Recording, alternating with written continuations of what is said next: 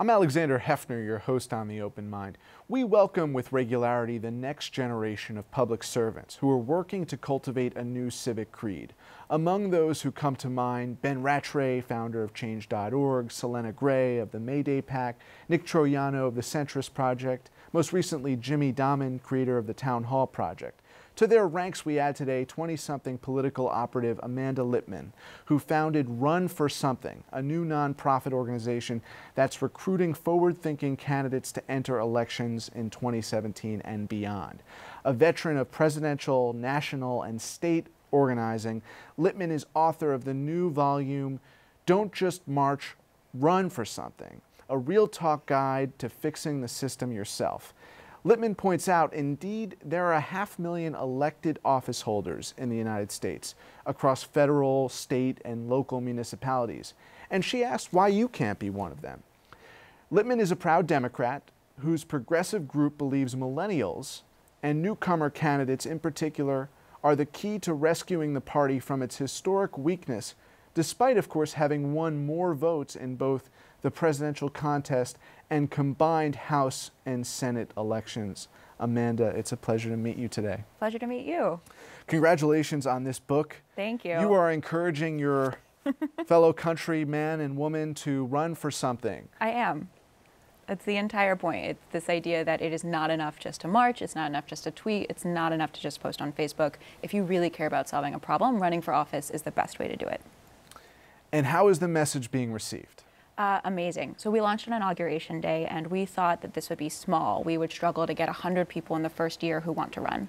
In the first 6 months, we've had more than 10,000 people sign up to say they're interested in running for office. We have hundreds of people already on the ballot, and we're already endorsing 65 young millennials who are first or second time candidates. You were noticing in the air an organic energy around progressive candidates that might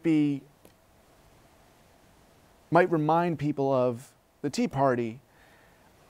You were concerned in the same breath that the DNC is already exerting too much control over the 2018 midterm elections. Is that still the case, or do you think that these smaller groups that have come, yours in particular that's focused on candidate recruitment, are going to be given the chance they deserve, and their candidates are going to be given the chance they deserve? Yeah, I mean, I think it's important to keep in mind the role of the DNC in particular, since that's the committee you mentioned, and that their responsibility is to help presidential elections and the national party infrastructure and support state parties. The state parties are the ones that are actively engaged in local politics, and they are unfortunately drastically underfunded and under-resourced.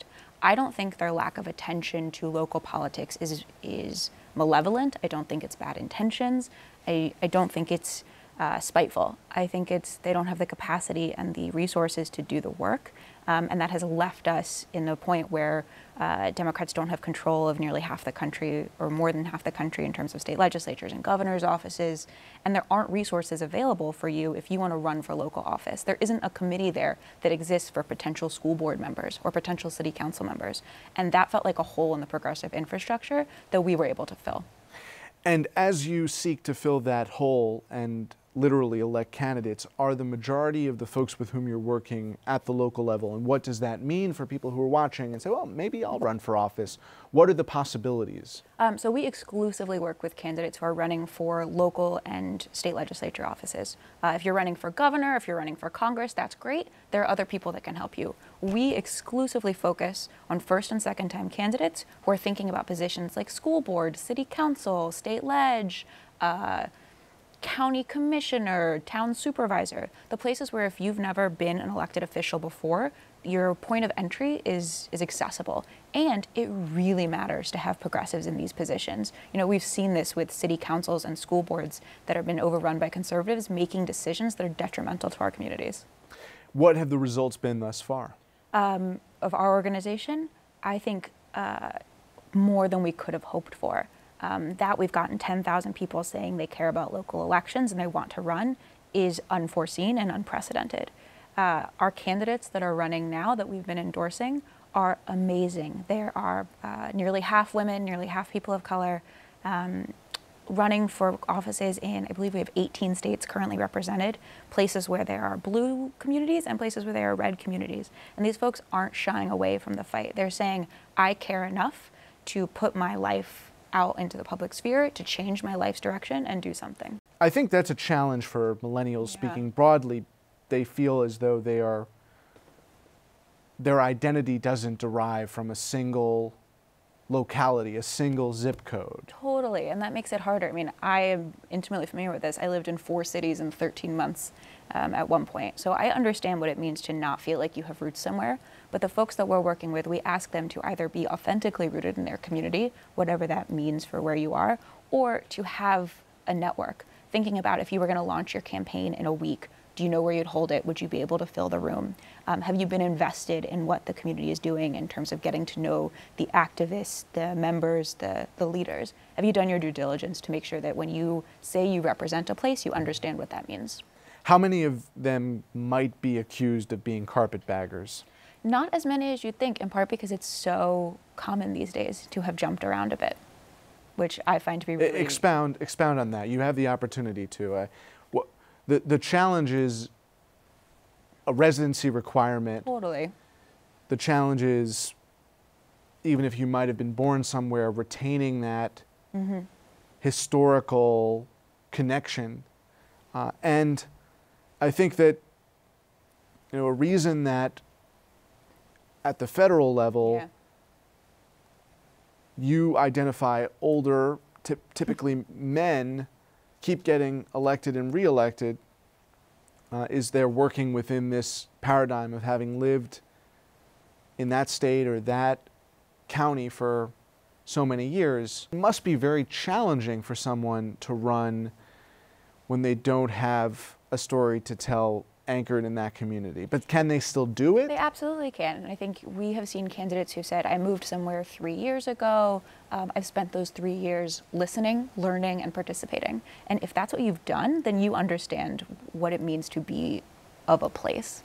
I think some of our candidates say, the bigger thing that knocks against them is not their lack of necessarily roots somewhere, but it's their age and their inexperience. And they hear from voters when they go to the door, you don't have a long resume, what have you actually done? The reality is that they are representative of a voice in government that isn't there and that needs to be heard. They also tend to come from a place of running for the right reason, running to do something and not be something. Every person who comes through our doors, we ask, why are you running for office? What is the problem you want to solve, and how does the office you're running for let you solve it? If you can answer that question clearly and eloquently and articulately, your campaign is better off. And if the answer is yes, and you, in effect, want to sanction, approve, or help fund or connect this candidate with a constituency and a network, what's the next step for that person who's working with you? So anyone who comes through our doors has a one-on-one with one of our volunteers in which they're looking for 4 key things. Is this person progressive, whatever it means for wherever they are? Are they authentically rooted in their community? Is this person willing to work hard and knock doors because local races are won and lost by the candidate themselves getting out there? And is this person interesting and compelling to talk to? Do they have a good story? Are they fun? Are they engaging?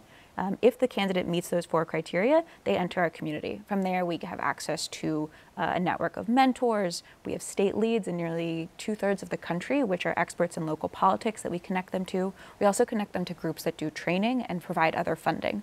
We have partnerships with nearly every major candidate support group across the country, and our candidates are getting special access to some of their resources. As of our recording, have there been any elections or any victories in which from your candidates? A few. Local elections tend to happen every week, it seems like. One of my favorite anecdotes is a young woman named Heather Ward who's running for school board outside Philadelphia. She decided to run after Trump's election. Betsy DeVos made her realize, I'm smarter than this woman. Why shouldn't I run for school board? So while being a senior in college, she spent January through May knocking doors, making calls, and talking to voters. We helped her with some mentorship. We gave her some support. We talked her through her campaign plan. And in May, she had a primary, and she won. And she told us explicitly that she heard from voters at the polls, and poll workers heard the same, that they voted for her because they met her, because they got to know her, because she put in the work. So she's currently running for November's election, and I am sure that win or lose, this is not the end of her work, because she's committed to do it for the right reasons. But your big game, Amanda, is retail politics. Yeah, which it feels very far from, my past as a digital professional, it feels very far from that. But when it comes to local politics, what matters more than anything else is a person-to-person connection. Do these candidates employ digital technology to their benefit? Absolutely, and I think it's one of the great things about millennials running is that most of us have grown up on the internet.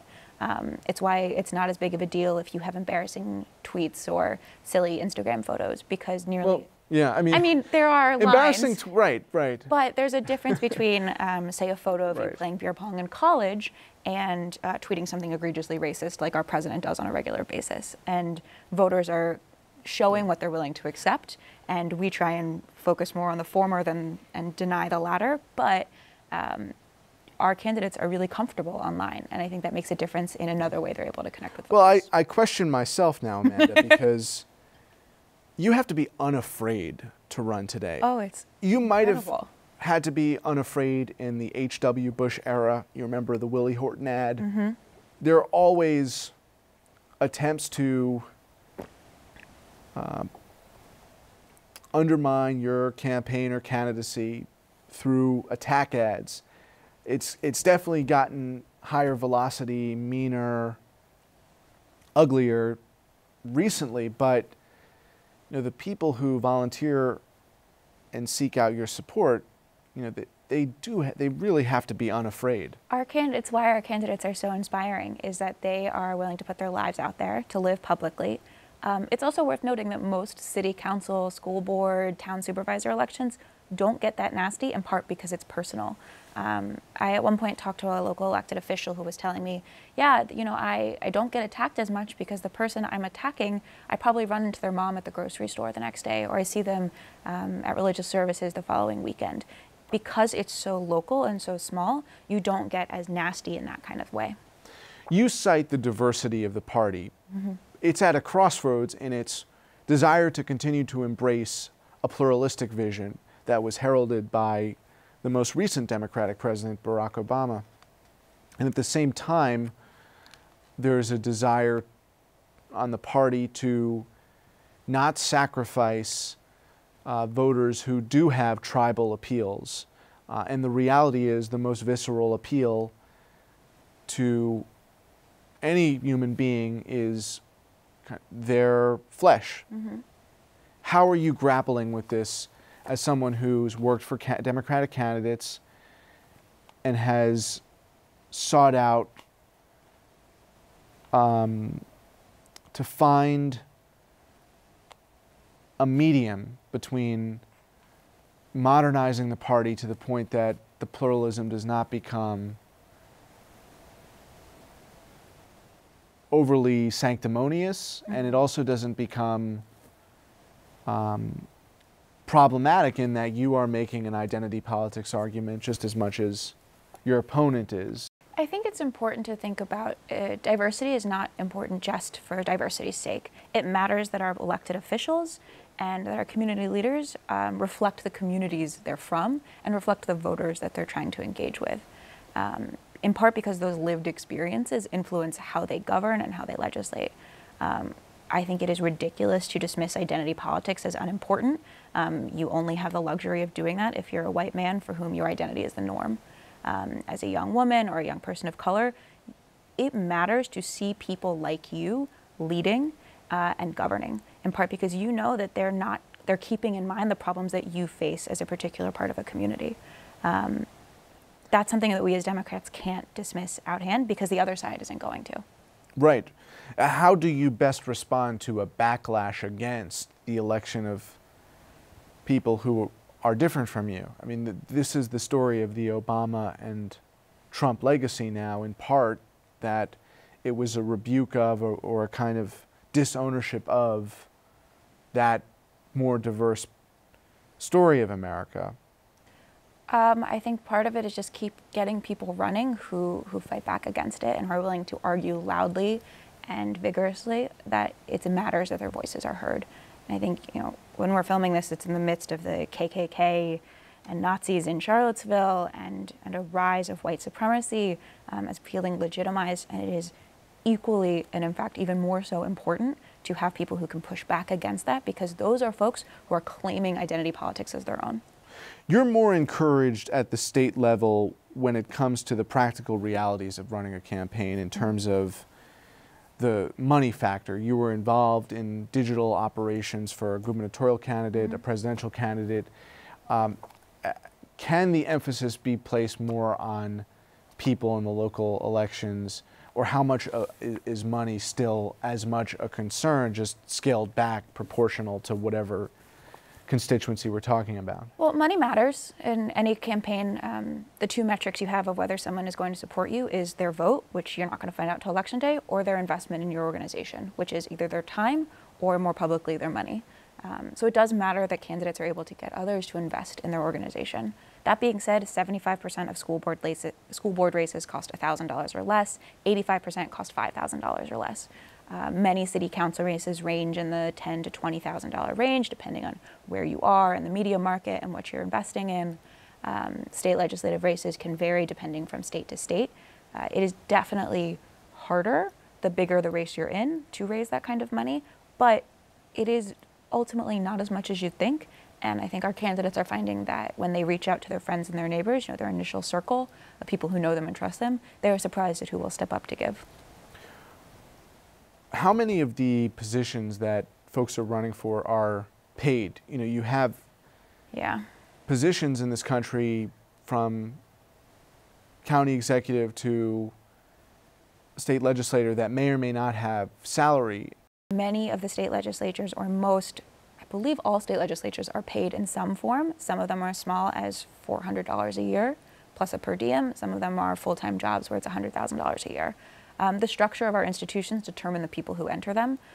I wish that those institutions were better paid. I wish that they were more accessible to people who can take off time from work or who don't have to work a second job in order to fill them. The best way to fix that is for more people to run, win, and pass legislation that does that. There isn't an easy answer to fixing the system that'll happen tomorrow. But that's such a predicament to be in, because one thing voters don't want to hear is, at least not from their elected officials, the rent is too damn high, or my salary isn't enough. It sucks. I wish I had a better answer for it.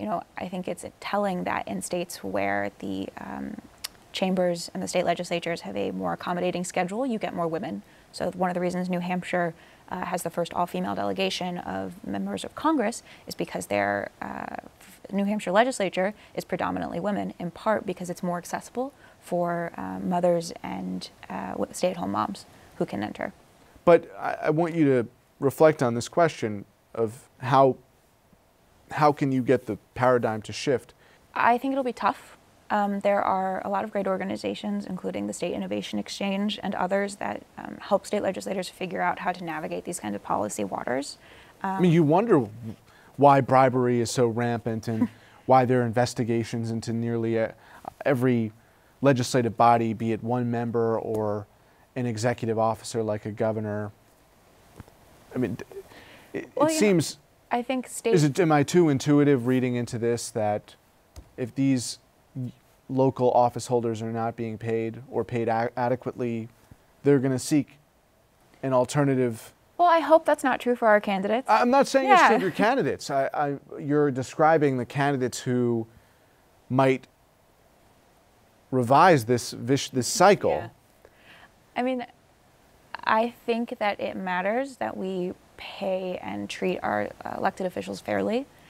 It's true that, say, the time commitment of a city councilman or a school board member is different than that of a state legislator, which is different than that of a member of Congress.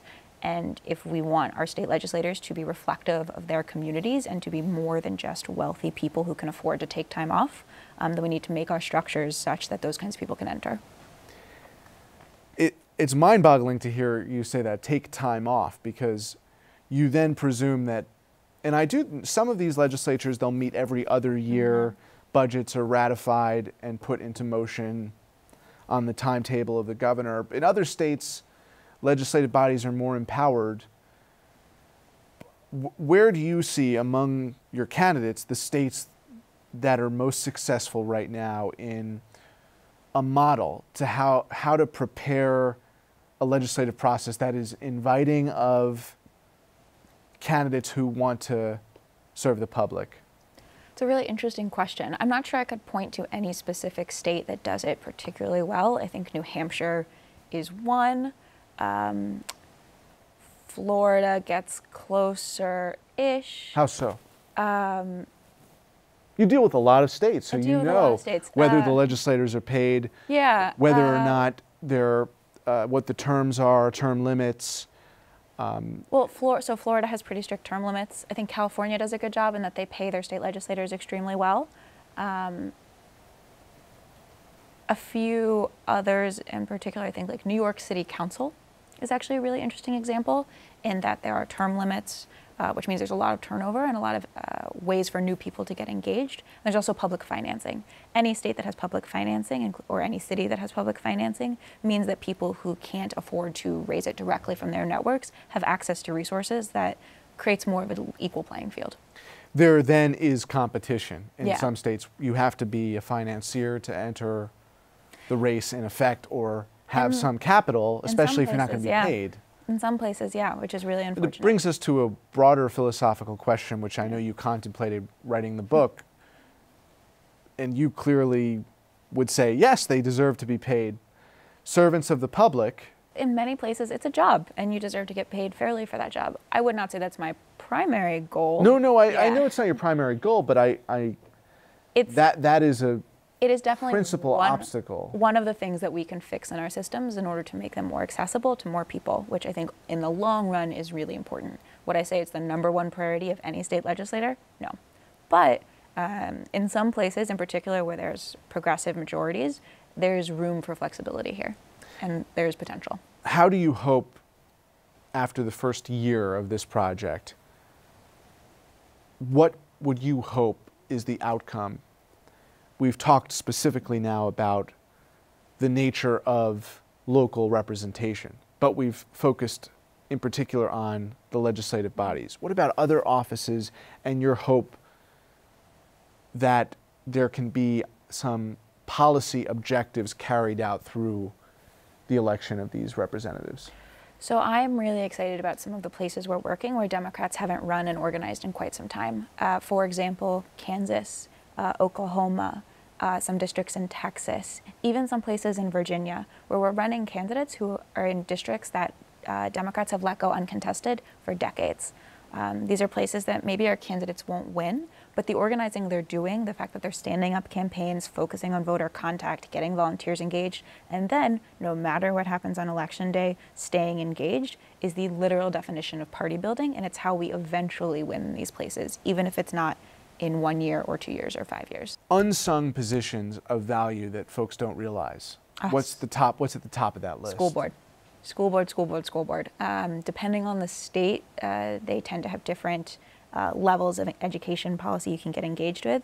The one that comes out to mind to me is Texas. The Texas State Board of Education, because Texas is one of the largest textbook markets in the country, gets line item veto over what's in their school textbooks, which means publishers focus their efforts to what the Texas State Board of Education will approve. That's how you get creationism in textbooks.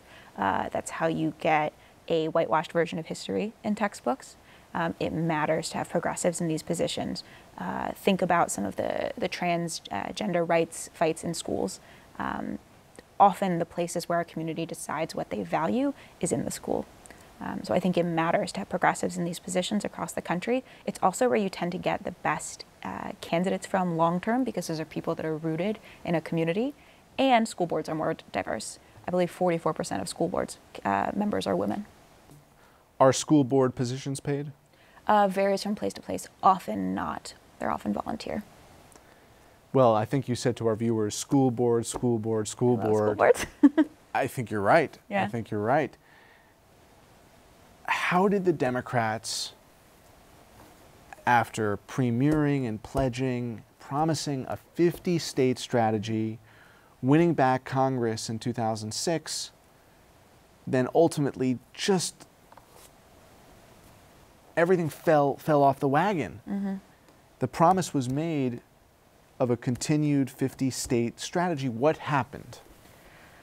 An economic crash war, hurricanes, a lot of major crises that the president had to deal with. I also saw I think you saw a lot of people who got engaged for the president and then didn't stay engaged because there wasn't someone leading the charge in their local area. I think we got a little complacent, and that's unfortunate. The only possible silver lining of a Trump presidency is that people are waking up, they're realizing this matters, the politics directly affects their lives, and they can't sit back and let someone else care about it for them. It is the only good thing to come out of the November election. Amanda, thank you for joining me today. Thank you for having me. This is fun.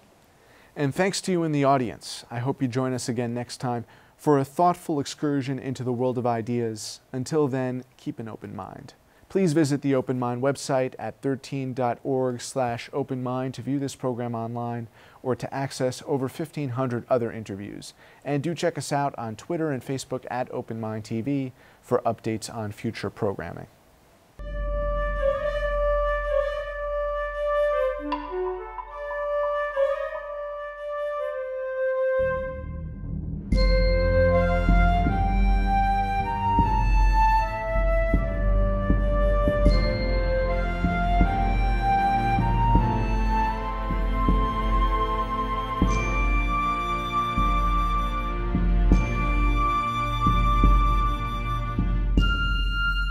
Continuing production of The Open Mind has been made possible by grants from Ann Olnick, Joan Gans Cooney, the Engelson Family Foundation, Alfred P. Sloan Foundation, the John S. and James L. Knight Foundation, Joanne and Kenneth Wellner Foundation, and to the corporate community Mutual of America.